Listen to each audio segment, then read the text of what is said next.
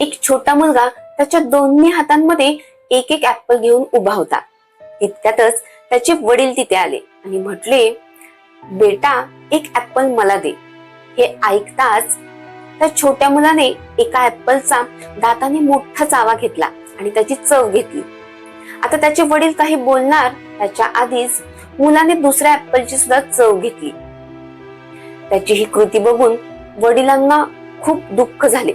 त्यांच्या चेहऱ्यावरचं हसू गायब झालं. त्यांच्या मनात आपल्या मुलाच्या संगोपनाविषयी प्रश्न निर्माण होऊ लागले. ते त्यांच्या विचारातच होते.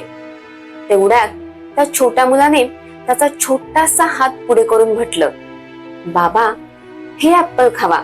हे ऍपल त्या ऍपल पेक्षा सुद्धा खूप चांगला आहे. आपल्या सगळ्यांकडून सुद्धा हीच चुकी होते ना मित्रांनो. काही पण बघून, काही पण ऐकून आपण लगेच निष्कर्षापर्यंत पोहोचतो. म्हणून कोणी म्हटलंय, दृष्टीचं ऑपरेशन होऊ शकतं पण दृष्टिकोनचं नाही. जीवनाला सुखी आणि खुश ठेवण्याचा हा एकच मूलमंत्र आहे. आपण चांगले तर सगळे चांगले. बरोबर आहे ना?